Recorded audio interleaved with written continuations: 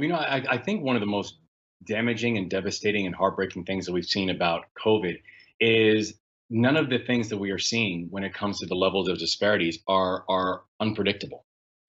We've seen this before, and in fact, we saw how so much of these things that we're seeing that have manifested themselves were there before COVID.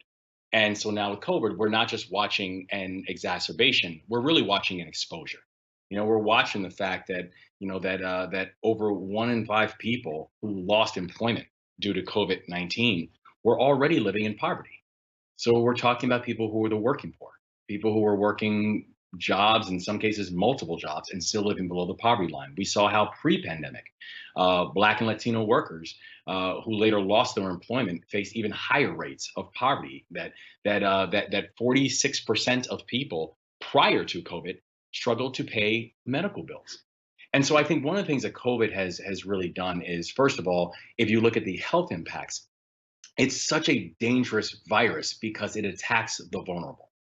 If a person has a healthy bill of record and they end up transmitting COVID, the chances of them dying from it are much smaller versus a person who has a pre-existing condition or batteries of pre-existing conditions.